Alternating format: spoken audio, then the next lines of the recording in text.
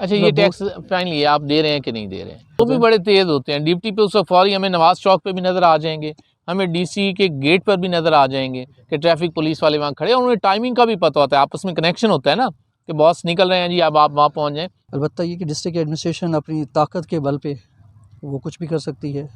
तो इस हवाले से क्या आप समझते हैं कि वाकई इलेक्शन होने जा रहे हैं? लीग हाँ, तक तो फिर सारे क्लेम करते हैं, काफ लीग कहते हैं हम वही हैं, आप कहते हैं मैं आप उसी का वही उसी हैं, ये उसी तो उसी बात फिर बहुत नहीं, लेंथी हो उसी की जाएगी बात सर। बता रहा हूँ। कुछ जो गलतियाँ थी उन पे भी ओवरकम किया जाएगा। मैं ये समझता हूँ कि आने वाले वक्त में लोगों को ये पता है कि नवाज शरीफ साहब वापस आए हैं। आपके इलम में तो होगा कि झंग से किस किस बंदे ने टिकट के लिए अप्लाई किया है। अगर मैं PP 127 की बात करूं और NA 109 की बात करूं तो किन लोगों ने झंग से अप्लाई किया मुस्लिम लीग नून के टिकट के लिए? दो अच्छा, हम अगर लोग आप अल्लाह करे कि आप MPA बन जाएं तो ये जो टैक्स म्यूनसिपल कमेटी की जानिब से लगा, ये लगा रहेगा, ख़त्म हो जाएगा नहीं, कोई मैं इसका? ये बात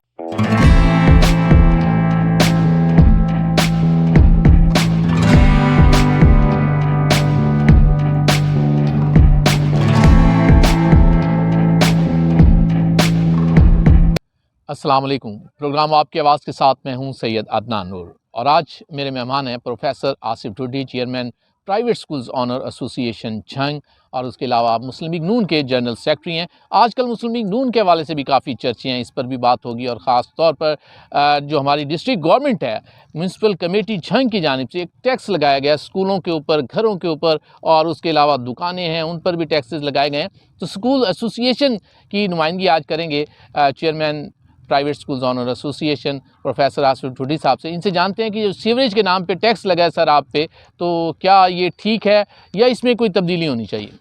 थैंक यू अदनान साहब। अस्सलाम वालेकुम। सबसे पहली बात तो ये है कि कुछ बुनियादी ज़रूरियात होती हैं, बुनियादी मुहर्रिकात होते हैं हमारे, जैसे हवा, पानी, नींद, इस तरीके से इंसान की इज़्ज़त, रिस्पेक्ट, ये ऐसी बुनियादी ज़रूरियात होती हैं। शेल्टर, घर जिसको आप कहते हैं, ये मैं समझता हूँ कि जिस मुल्क में हम लोग रह रहे होते हैं ना, उनकी रिस्पॉन्सिबिलिटीज़ होती हैं। और ये चूँकि कुदरत का एक निज़ाम है, इसके ना तो हवा पे टैक्स लगाया जा सकता है, ना ही आप लोग उस पे पानी पे कोई टैक्स लगा सकते हैं। हाँ, दौर जदीद में ऐसा हो रहा है मुमकिन, लेकिन यहाँ जो बात आई है इसकी एक्सक्रीशन के हवाले से कि आप लोग सैनिटेशन के नाम पर गटर टैक्स आप वसूल कर रहे हैं। पहली बात तो ये सर मैं नहीं म्यूनसिपल कमेटी झंग की बात, मेरा मुझे इससे बचा। मैं डिस्ट्रिक्ट एडमिनिस्ट्रेशन की बात कर डिस्ट्रिक्ट रहा हूँ। एडमिनिस्ट्रेशन की तो बात। वो मैं ये समझता हूँ कि ये इंतहाई मज़ाक़ बात है। पहली बात तो ये है कि डिस्ट्रिक्ट एडमिनिस्ट्रेशन के पास ये अथॉरिटी ही नहीं है कि वो ये वाला टैक्स लगाए लोगों पे।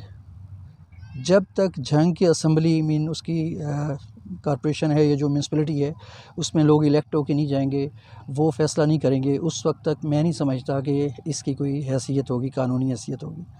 अलबत्ता ये कि डिस्ट्रिक्ट एडमिनिस्ट्रेशन अपनी ताकत के बल पे वो कुछ भी कर सकती है और यकीनन वो प्राइवेट स्कूलों के साथ भी ऐसा ही कर रही है। इसमें ना क्लिनिक्स भी सिर्फ शामिल हैं मैं ना बहुत से। सिर्फ प्राइवेट स्कूल, बल्कि इसमें सर्विस स्टेशन भी हैं और इसमें क्लिनिक्स भी हैं, इसमें ये देखिए होटल्स भी हैं। मैं ये समझता हूँ कि स्कूल जो हैं बुनियादी तौर पे तो ये वेलफेयर इंस्टीट्यूट्स हैं। ये गवर्नमेंट की ड्यूटी है कि बच्चों को एजुकेशन प्रोवाइड करे। हम लोग छोटे-छोटे स्कूलों वाले या बड़े स्कूलों वाले अपनी मेहनत के साथ कमाई करके यहाँ इदारे खोलते हैं और गवर्नमेंट को हम फैसिलिटेट कर रहे हैं बेसिकली कि वो बच्चों को तालीम उन्होंने देना थी, लेकिन वो तालीम हम दे रहे हैं। अब गवर्नमेंट को बनिस्बत इसके कि हमें वो फैसिलिटेट करे, हमें मुख्तलिफ़ तरह की जो सहूलियात है वो फ़राहम करे ताकि हम बेहतर तरीके से काम कर सकें। हमारे ऊपर तरह-तरह के टैक्सेस की भरमार होती है, old age benefit, social security, income tax, municipality tax और अभी जो सैनिटेशन टैक्स। अच्छा, ये टैक्स फाइनली आप दे रहे हैं कि नहीं दे रहे हैं? गवर्नमेंट हम लोग चाहती है कि ये लिए जाएँ और शहर में सफाई सुथराई के सिस्टम को कोई बेहतर किया जाए। उनके ये जो ख़्यालात हैं कि इससे जो सिस्टम है ये बेहतर हो जाएगा और बल्दिया जो है ना अपने पाँव पे खड़ी हो जाएगी। तो इस हवाले से अब आपने इब्तिदा करनी है। मेरा ख्याल है सबसे पहले जो ये टैक्स भेजे गए हैं वो स्कूलों को ही भेजे गए हैं। इसमें कोई अभी शक तक नहीं बाकी है, किसी को नहीं है इसमें टैक्स। कोई शक नहीं है, लेकिन मैं ये समझता हूँ पहली बात तो कि ये टैक्स नहीं होना चाहिए। लेकिन अगर होना भी चाहिए तो डीसी साहब के साथ पिछले दिनों में मीटिंग थी, उन्होंने कहा जी आप मुझे कन्विंस करें कि ये टैक्स कैसे नहीं होना चाहिए।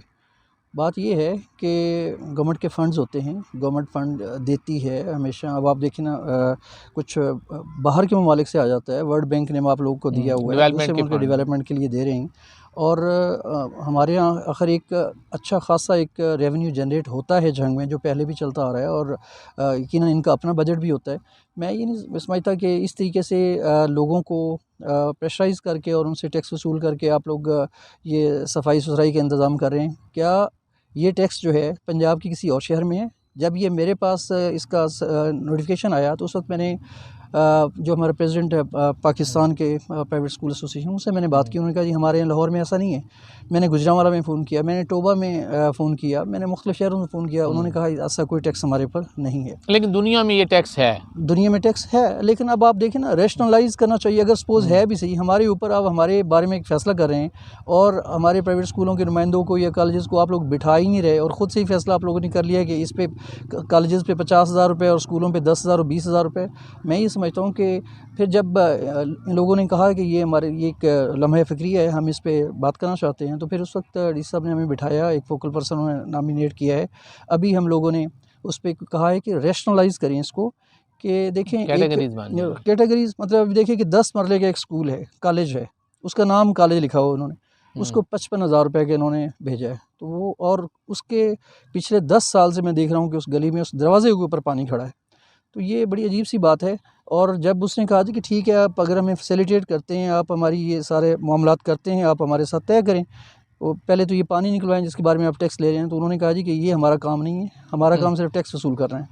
तो अजीब सी बात है। मैं ये समझता हूँ कि अगर इसको रैशनलाइज़ कर लिया जाए, हम लोग भी चाहते हैं हमारा शहर साफ़ सुथरा हो। हमारा अभी देखें ना, ये बहुत सारी डेवलपमेंट हो रही है, ये पैसा भी तो आ रहा है ना, ये जंग से तो कलेक्ट नहीं किया जा रहा ना, गवर्नमेंट के फ़ंड होते हैं। मैं ये समझता हूँ कि उनको भी सोचना चाहिए, डिस्ट्रिक्ट एडमिनिस्ट्रेशन को भी, कि गवर्नमेंट से फ़ंड लें। अब चीफ़ मिनिस्टर हमारे, आपको पता है, जंग के हैं, वो वैसे भी बहुत कुछ कर रहे हैं। तो अगर आप लोग सही तरीके से अपना केस लड़ें, तो मैं ये नहीं समझता कि सैनिटेशन का मसला हल नहीं हो सकता। लेकिन यहाँ से कलेक्ट करके आप पैसे कब तक चला लेंगे? यही एक बात, मैंने भी एक मीटिंग में यही बात की थी कि इस सिस्टम को चलाया कैसे जा सकता है जब तक आपके पास कोई मुस्तकिल बजट ना हो। इससे ये डेवलपमेंट हो रही है, अच्छी बात है, सीएम साहब का फोकस है छाम पर, लेकिन इसके बाद क्या ये चीज़ें कायम रह पाएंगी कि नहीं? तो उनका ख्याल यही था कि इन्हें कायम करने के लिए ही तो ये हम टैक्स लगा रहे हैं। बहरहाल अभी आप इसे देखते हैं कि आप कैटेगरीज चाह रहे हैं कि उसमें तकसीम हो। सर, एक और काम भी बड़ा हो रहा है स्टूडेंट्स के साथ, ख़ास तौर पर ट्रैफिक पुलिस के हवाले से भी उन्हें बड़ा डिस्टर्ब किया जा रहा है और मोटरसाइकिलें पकड़ी जा रही हैं, कोई FIR हो रही हैं। तो इस पे आपका क्या मौक़िफ़? मैं ये समझता हूँ कि अब ये देखें कि बहुत सारे बच्चे ऐसे हैं, ख़ास तौर पे हमारे टीनेजर्स, ज़्यादातर जो अच्छे कैटेगरी के स्कूल हैं, आला दर्जे के स्कूल हैं, वो शहरों में हैं। गाँव से भी बच्चे बेतहाशा आते हैं। हमारी 70% 65% पॉपुलेशन जो है वो गाँव में रहती है। वहाँ से बच्चों ने आना होता है। और ख़ास तौर पे जब बच्चा, एक घर से एक बच्चा तो नहीं आता ना, एक मोटर बाइक है, उसके साथ उसकी बहन भी होती है, उसके भाई भी होता है, बच्चे बैठ के आ रहे हैं, 4-4 बच्चे बैठ के आते हैं। इसमें कोई शक नहीं कि होना चाहिए। लेकिन ये कि आप मुझे ये बताएं कि अगर आपने फ़ौरी तौर पे इसको नोटिफिकेशन जारी कर दिया है जी कि ये मतलब इनको पकड़ा जाए या इनको चालान किया जाए, तो मैं ये समझता हूँ कि ये इंतहाई ज़्यादती है। वालिदैन को पहले कम से कम 2-3-4 माह देना चाहिए अवेयरनेस कैंपेन चलनी चाहिए, ताकि वो अपना इसका अरेंज कर सके। अब आप मुझे ये बताएं कि जो मौजूदा फाइनेंशियल कंडीशन चल रही है पाकिस्तान में, और ख़ास तौर पे हमारे झंग जैसे रिमोट एरिया में, आप क्या समझते हैं कि 4 बच्चों के जो ट्रांसपोर्टेशन है, क्या वालिद अफोर्ड कर सकते हैं? एक मतलब यहाँ से 10 किलोमीटर या 5 किलोमीटर दूर से भी, कि अगर 8,000 रुपये एक बच्चे का चार्ज करते हैं रिक्शे वाले, और आप लोग 4 बच्चों का 32,000 रुपये ये दें और बच्चों की फ़ीस भी दें, क्या ऐसा मुमकिन है? क्या हमारी ऐसी फाइनेंशियल कंडीशन है? मैं ये समझता हूँ कि इसको रिव्यू करना चाहिए। और इससे हट के एक तो ये है कि ऐसा नहीं होना चाहिए। हाँ, लाइसेंस ज़रूर होना चाहिए बच्चों का, लेकिन इनको जैसे इन्होंने कहा है लर्नर, स्कूल एज तक, जब तक ये 18 साल इनकी एज नहीं होती, इनको लर्नर पे चलने दें, पर इनका टेस्ट किया जाए, बाकायदा चेक एंड बैलेंस होना चाहिए। आप अपने ट्रैफिक का निज़ाम जो है उसको बेहतर बनाएं। इशारे आप लोगों के पास यहाँ नहीं है, पुलिस ऑफिसर आपके पास नहीं खड़े होते। और जिस वक्त मैंने ऐसे कई लोगों को जानता हूँ जो कहते हैं कि जब DPO साहब यहाँ से गुजरते हैं या SS या उनका DC साहब का गुजर होता है, तो उस वक्त वो ड्यूटी पे आ जाते हैं, अदरवाइज वो चौकों से दूर हट के खड़े वो होते भी हैं। बड़े तेज़ होते हैं ड्यूटी पे। उस वक्त फौरी हमें नवाज चौक पे भी नज़र आ जाएंगे, हमें DC के गेट पर भी नज़र आ जाएंगे कि ट्रैफिक पुलिस वाले वहाँ खड़े हैं। उन्हें टाइमिंग का भी पता होता है, आपस में कनेक्शन होता है ना कि बॉस निकल रहे हैं जी, अब आप वहाँ पहुँच जाएँ, तो यहाँ तो वो पहुँच जाते हैं। वो होना भी चाहिए। और मैं ये समझता हूँ कि अगर आप इस तरह के टैक्सेस वसूल कर रहे हैं तो अच्छी बात है, होना चाहिए, लेकिन साथ उसका कोई नज़र भी तो आना चाहिए ना। अब वो बच्चों की जो मैं बात करूँ, जैसे इन्होंने बच्चों को पकड़ा, उनको चालान किया या उनको जुर्माना किया, उससे कई नफसियाती मसाइल बच्चों के अंदर जन्म ले रहे हैं। अब आप मुझे ये बताएं कि एक फ़र्ज़ करें, हमारे शहर में तो ऐसा नहीं हुआ, बहुत सारे शहरों में ऐसे हुआ है कि बच्चों को चालान किया गया, हाथ खड़ी लगी, हवालात में बंद किया गया। अब मुजरिमों के साथ उनको आप बंद कर रहे हैं, मतलब ऐसा बंदा जो कि एक पढ़ाई के लिए जा रहा है या तो वो किसी कैसीनो पे जा रहा है, किसी शराब खाने पे जा रहा है, तो आप उसको पकड़ लें। That's very strange. मैं ये समझता हूँ कि ऐसा नहीं होना चाहिए और इसको रिव्यू करना चाहिए, इस पर नज़रसानी अगर होगी, मैं ये और ये समझता हूँ। खौफ ख़त्म करने वाली बात भी है। पुलिस का एक खौफ होता है, अगर बच्चों में इस एज में अगर वो ख़त्म कर दिया गया और हवालात वो चले गए, तो फिर तो वो खौफ ख़त्म हो गया ना। बिल्कुल आप सही। डर के उन्हें जो है ना संभाल सकें। साइकोलॉजिकल डिसऑर्डर शुरू हो जाते हैं भाई, साइकोलॉजिकल ऐसे मामलात मसाइल शुरू हो जाते हैं और वो बच्चा शेयर हो जाता है। वो कहता है कि अच्छा यही हवालात थी, ये तो मैंने देख ली, मैंने अब देख मैं लिया, अब मैं अब मैं क्या वो काम भी कर लूँगा, मैं ये काम भी कर लूँगा। हाँ, उसे तो ईज़ी मैं लग ये रहा होता समझता है। हूँ बच्चे की हद तक वो जो है इज़्ज़त नफ्स उसका ख्याल रखना चाहिए, उसकी हद तक नहीं करनी चाहिए। और वालिदैन को भी कोशिश ये करनी चाहिए कि जो वालिदैन अफोर्ड कर सकते हैं तो फ़ौरी तौर पे हुकूमत का साथ दें, तभी ये सिस्टम चलता है। लेकिन गवर्नमेंट इस तरीके से अगर पाबंदियाँ इम्पोज़ करना शुरू करे, हमारी पॉपुलेशन इस हद तक है, वो पॉपुलेशन हमारी अमेरिका जैसी तो नहीं है या मतलब दूसरे ममालिक जैसे छोटे-छोटे ममालिक उस तरह तो नहीं है। 24-25 करोड़ आपकी आबादी है, तो आप लोगों के पास वसाइल नहीं है। तो इसको मेरा ख़्याल है कि इसी सेटअप में रहते हुए आपने इसको मैनेज करना है। जी, अब बात करेंगे हम प्रोफ़ेसर साहब से, ख़ास तौर पर आजकल मुस्लिम लीग नून के चर्चे हैं और जंग की सियासत में भी काफ़ी तब्दीलियाँ लोग सोच रहे हैं और ये बड़े एक्टिव हैं। पीपी 127 से उम्मीदवार भी हैं प्रोफ़ेसर आसिफ टूडी साहब और मुस्लिम लीग नून की जानिब से ये टिकट के उम्मीदवार हैं कि इन्हें टिकट मिले और ये उसकी टिकट पर इलेक्शन लड़ें। लेकिन उससे पहले मैं इनसे ये जानना चाहूँगा कि ये जो हल्का बंदियाँ हुई हैं नई और ये जो ख्वाहिशात कुछ लोगों की पूरी हुई हैं, क्या ये उस पे मुतमिन हैं कि नहीं? जी सर।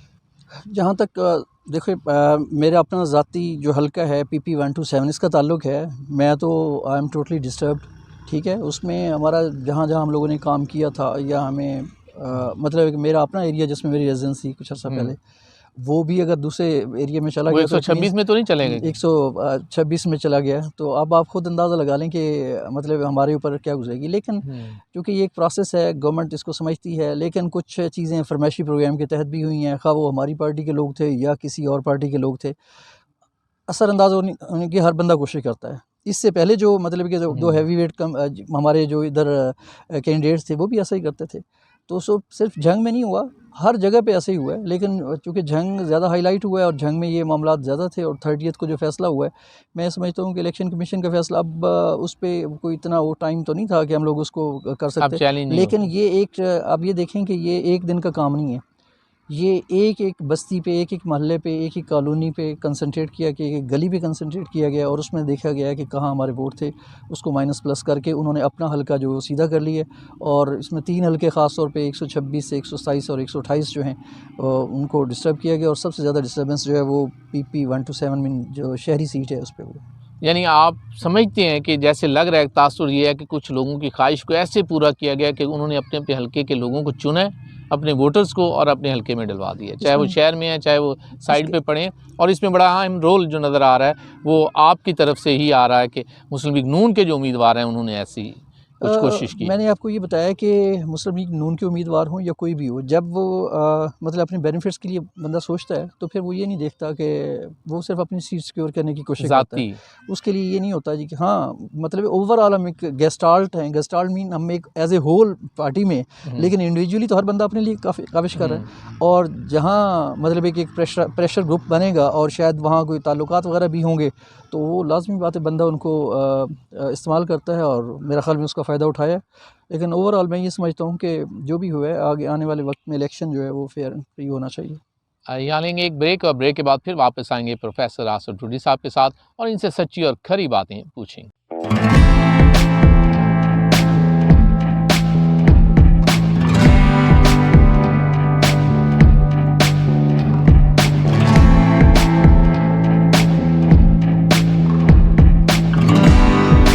नाज़रीन, आज मेरे साथ हैं private schools and college owner association के चेयरमैन प्रोफेसर आसिफ टूडी।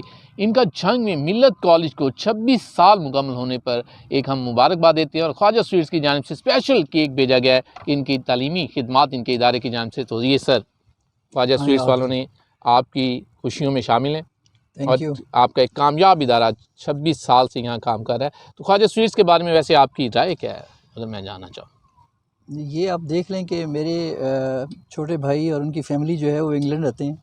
जी जी। और मेरा ख्याल में जंग से कुछ और नहीं मंगवाते, वो कहते हैं ये ख्वाजा का सोन हलवा भेजें। ये तो इससे ज़्यादा और कुछ नहीं कह सकता। ये तो देख लेना, ख्वाजा स्वीट्स का ख़ास तौर पे सोन हलवा इतना इनका मशहूर है कि ये पूरी दुनिया में जहाँ भी आपका कोई जाने वाला होगा, अगर झंग से आप वहाँ पहुँचते हैं तो एक ही बात करते हैं कि ख्वाजा का सोन हलवा। जी। तो अब इनकी केक्स के हवाले से भी बड़ी अच्छी वैरायटी है जी। लेकिन मैं और यहाँ एक बात और भी ख्वाजा स्वीट्स वालों को कहना चाहूँगा जी जी कि मुख्तलिफ जो स्कूलों के बच्चे ख़ास तौर पे जो डिज़र्विंग है, जी। एक तो उनके लिए कोई आप अपना स्कॉलरशिप वगैरह कोई दें, और ख़ास तौर पे जो बच्चे मुख्तलिफ स्कूलों से पोजीशन लेते हैं और वो बहुत ही लो प्लेस लोग होते हैं, कमज़ोर लोग, उनके लिए बाकायदा से कोई आप एक अरेंज किया करें एक प्रोग्राम, और उसमें इनकी तरफ से इनको गिफ्ट्स दिया करें ताकि बच्चों की हौसला अफजाई हो। जो झंग से अगर अर्न किया जा रहा है तो झंग के लोगों को भी उसमें शामिल करें, तो मैं ये समझता हूँ ये बहुत बड़ी आपकी बात बड़ी अच्छी तजवीज़ है, ये हम तक पहुंच भी रही है। और ख्वाजा स्वीट्स के केक भी माशाल्लाह बहुत अच्छे हैं, और उसके अलावा फास्ट फूड में। और मैं ये समझता हूँ कि ख्वाजा स्वीट्स के जो नौजवान हैं, माज भाई और इन लोगों ने ख्वाजा स्वीट्स को ना और बेहतर करने की कोशिश कर रहे हैं, और मुसलसल इसमें इनकी जो मेहनत है वो रंग भी ला रही है। इसमें एक चीज़ और है, हमारे 26 साल मुकम्मल हुए हैं, ये इसके ऊपर जो इन्होंने बादाम रखे हैं वो हैं 12, ये तो 14 बादाम हमें और चाहिए होंगे। ये बात भी आपकी पहुंच गई जी। बहुत शुक्रिया सर ख्वाजा स्वीट्स के हवाले से। और सर इसमें आज हमारा ये सेट आपको कैसा लगा? पैराडाइज सिटी में आज हमने ये सेट लगाया हुआ है, तो ये कैसा लग रहा है? और पैराडाइज सिटी के हवाले से आपका ओवरऑल रिव्यूज़ क्या है? मैं ये समझता हूँ कि ये मियाँ परवेज़ सईद साहब का एक बहुत बड़ा कंट्रीब्यूशन है टुवर्ड्स झंग, और झंग की जो जेंट्री है, पढ़े लिखे लोग हैं, ख़ास तौर पे उनका रुझान यहाँ हुआ है और इन्होंने फैसिलिटेट भी किया है। मैं ये समझता हूँ कि ये वर्थ लिविंग है, बहुत ही खूबसूरत एक इनका प्रोजेक्ट है। तो अगर अल्लाह ताला इनको और हिम्मत दे तो झंग को और डेवलप करने में अपना रोल प्ले करें। ये झंग के लिए बड़ी तब्दीली है कि अच्छी जगह और अच्छा माहौल। और मैं अक्सर कहता होता हूँ कि यहाँ जब हम एंटर होते हैं तो ऐसे नहीं लगता कि हम झंग में हैं। और ये पैराडाइज सिटी जो है करीब इसका फ़ेज़ 2 भी शुरू होने जा रहा है, ये भी झंग वालों के लिए एक खुशखबरी है। बहुत शुक्रिया सर। वेलकम बैक नाज़रीन, प्रोग्राम आपकी आवाज़ के साथ मैं हूं सैयद अदनान नूर, और आज मेरे मेहमान हैं प्रोफेसर आसिफ टूडी साहब, जनरल सेक्रेटरी हैं पाकिस्तान मुस्लिम लीग नून के झंग से, और उसके अलावा पाकिस्तान इसी झंग के हल्का PP 127 से मुस्लिम लीग नून की जानिब से उम्मीदवार भी हैं टिकट के। और इनसे बात करेंगे कि सर सबसे पहले तो एक तासुर ये भी जा रहा है कि अभी पता नहीं इलेक्शन होंगे कि नहीं होंगे, तो इस हवाले से क्या आप समझते हैं कि वाकई इलेक्शन होने जा रहे हैं? थैंक यू अदनान नूर। बात ये है कि आपको पता है कि सुप्रीम कोर्ट का ये फ़ैसला है, और मैं नहीं समझता कि आप कोई अमर माने हैं इसमें कि ये नहीं होना चाहिए, और सारी पॉलिटिकल पार्टीज़ जो हैं वो तैयार हैं। और कल आप लोगों ने देखा है कि जो हमारे सेक्रेटरी ख़जाना हैं उन्होंने कहा था कि 2 दिन के अंदर पैसे जमा करवा देंगे। 10 अरब रुपए पहले जा चुके हैं और 17 अरब 40 करोड़ रुपए आज जमा हुआ है।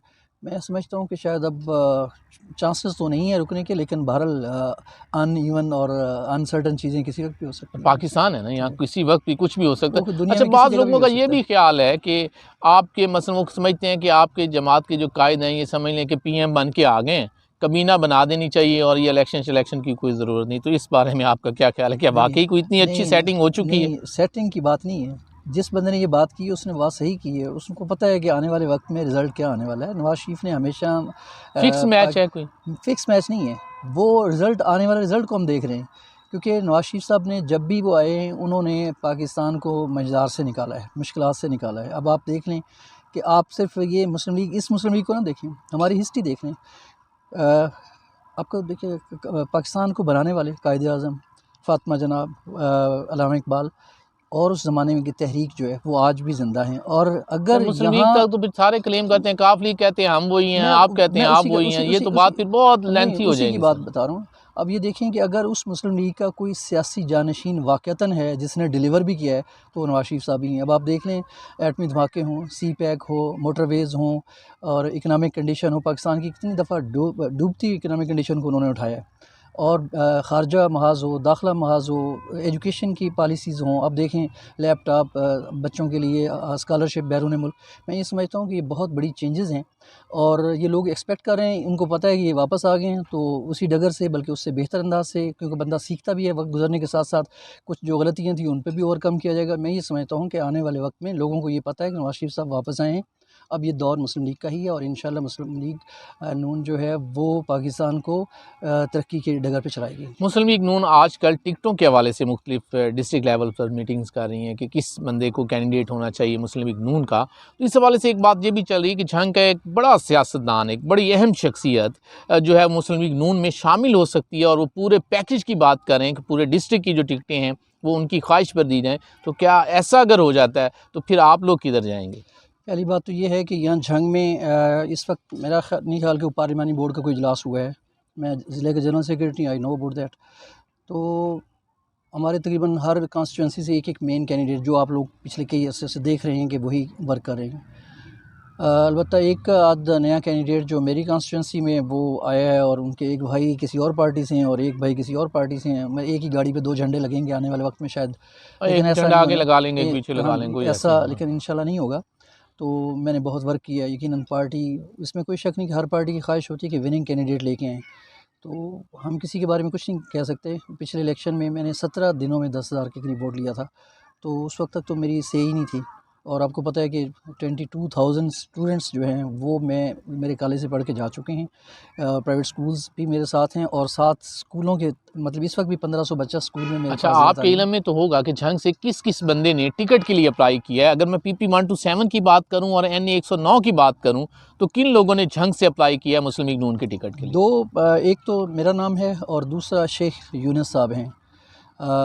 वो साबिक हमारे MPA थे, शेख यूसुफ मरहूम, उनके साहबजादे हैं लाहौर से। और PP 127 पे अप्लाई किया? PP 127 पे उन्होंने अप्लाई किया और इसी तरीके से 109 पे उन्होंने अप्लाई किया और उनके साथ एक और हमारे एक्स कैंडिडेट हैं सलीम गुज्जर।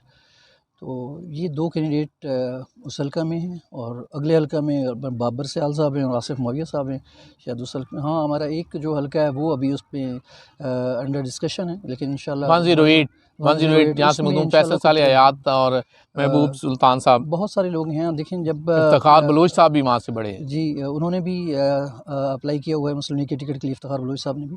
तो अब ये तो फ़ैसला करेंगे, हमारी आला क़यादत ने फ़ैसला करना है कि वहाँ कौन सा कैंडिडेट हम उतारेंगे। और मैं ये समझता हूँ कि जो भी कैंडिडेट होगा इंशाल्लाह रिज़ल्ट अच्छा मिलेगा उसका। अगर आपको PP 127 की टिकट नहीं मिलती इसी सियासी चक्कर में आके, तो फिर क्या आप नून लीग के साथ रहेंगे? या जैसे आपने PTI छोड़ी थी उसी दिन इसे भी खैराबाद और एक और पार्टी? PTI छोड़ने का और रीज़न थी, वो मैं आपको पिछले इंटरव्यू में बता चुका हूँ, लेकिन वो और बात थी। वहाँ ये था कि कुछ इन्वेस्टर्स आ गए थे और उन्होंने पैसा वगैरह दे के और वो पार्टी फ़ंड के नाम पे वो कुछ कर लिया था। लेकिन इस दफ़ा वो पाकिस्तान मुस्लिम लीग नून को ना तो फ़ंड्स की ज़रूरत है, ना ही वो कुछ इस किस्म के वो मिजाज रखती है। तो अल्हम्दुलिल्लाह मैं ये समझता हूँ कि ये पाकिस्तान की तख्लीक़कार जमात है और पाकिस्तान को आगे लेकर चलने वाली जमात है। मेरा इंशाल्लाह जीना मरना इसी जमात के साथ है। और क्या अच्छा, आप स्टूडेंट्स के साथ आपकी बड़ी अटैचमेंट है, आप माशाल्लाह प्रोफेसर हैं, 26-27 साल से खिदमत सर अंजाम दे रहे हैं। क्या आप समझते हैं कि स्टूडेंट आपको नून लीग की टिकट पर वोट देंगे? मैं आपको बताता हूँ, क्योंकि तासुर ये है कि ज़्यादातर स्टूडेंट जो है, यंग जनरेशन जो है वो PTI के साथ है, तो आप उन्हीं में से निकल कर एक नून लीग की टिकट पर इलेक्शन लड़ना चाहते हैं? मैं आपको बताता हूँ, आप लोगों ने ये देखा होगा कि पिछले इलेक्शन में अगर इतना ही वोट था तो जो आप लोगों को पता है PTI का कोई कैंडिडेट नहीं था, लेकिन जो कैंडिडेट उनका था जिसको बाद में डिक्लेयर किया गया उसने 12,000 वोट लिया था। तो अगर सपोज 12,000 वोट और मैंने अगर राउंड अबाउट 10,000 वोट ले लिया तो इसका क्या मतलब है कि देयर वाज नो डिफरेंस। हाँ, अगर मैं उसी पार्टी में होता तो शायद ये 10,000 12,000 वोट मेरा उसमें और शामिल होता। तो मैं ये समझता हूँ कि एक एहतराम का वोट जो है असातिज़ा का, ख़ास तौर पे झंग जैसे रिमोट एरिया में यहाँ असातिज़ा को अब भी बच्चे मिलते हैं तो घुटनों को हाथ लगा के मिलते हैं, उसका एक असर है। और वो 22,000 फैमिलीज़ हैं। मैं ये समझता हूँ कि अगर मुझे टाइम मिलेगा और अगर पार्टी मेरे ऊपर ट्रस्ट करेगी तो रिज़ल्ट इंशाल्लाह मुख्तलिफ होगा। इसलिए मुख्तलिफ होगा कि आपको पता है कि एक ऑप्शन हमारे पास और भी है कि यहाँ एक और स्ट्रॉन्ग जो ग्रुप है अब वो भी 3 हिस्सों में तकसीम हो चुका है। और हमारी तो दुआ है कि 4-5 हिस्सों में तकसीम हो ताकि झंग जो है वो उससे बड़े पिछले 35 साल से हम लोग भुगत रहे हैं। तो मुझे ख़ुद पता है कि मेरे अजीज़ों में से लोग मर्डर हुए थे और पुलिस में थे वो। अच्छा, अगर आप अल्लाह करे कि आप MPA बन जाएं तो ये जो टैक्स म्यूनसिपल कमेटी की जानिब से लगा, ये लगा रहेगा, ख़त्म हो जाएगा? कोई मैं ये बात नहीं, मैंने तो अभी भी कहा है आपको कि रैशनलाइज होना चाहिए स्कूलों पे लगना। अब आप मुझे रैशनलाइज से मुराद ये है कि एक स्कूल है उसका अगर सपोज 200 तादाद है तो उसको 12,000 रुपये साल लगा, तो 200 अगर तादाद है तो आप उसको 2,000 रुपये लगा दें। अगर 2,000 फ़र्ज़ को 3,000 लगा दें और अगर इसी तरीके से 1000 या 500 700 से ऊपर तादाद है तो आप उसको फ़िक्स कर दें 10,000 रुपये। तो मैं ये समझता हूँ ये रैशनलाइज़ करेंगे तो लोग देंगे भी सही और वो फ़ायदा भी होगा आप लोगों को। अदरवाइज़ लाज़मी बात है, प्राइवेट स्कूल एसोसिएशन है, डॉक्टर साहिबान हैं, वो सारे हमारे साथ एक पेज पे हैं। वो कहते हैं कि अगर मतलब कि कोई मसला हल नहीं हुआ तो हम लोग अदालत में चले जाएँगे। तो ये बहुत कोई शुक्रिया साहब, आपने अपने कीमती वक्त में से हमारे इस प्रोग्राम के लिए हमें वक्त दिया। नाज़रीन, आज मैंने कोशिश की कि मुस्लिम लीग नून के हवाले से भी कुछ बात हो सके और कुछ अंदर की बातें जानने की कोशिश की और झंग की सियासत पर भी गुफ्तगू की प्रोफेसर आसिफ ढूडी साहब से। हम इनके इंतहाई ममनून हैं कि इन्होंने अपने कीमती वक्त में से हमें वक्त दिया। इसके साथ ही अपने मेज़बान सैयद अदनान नूर को भी इजाज़त दीजिए। अल्लाह निगहबान।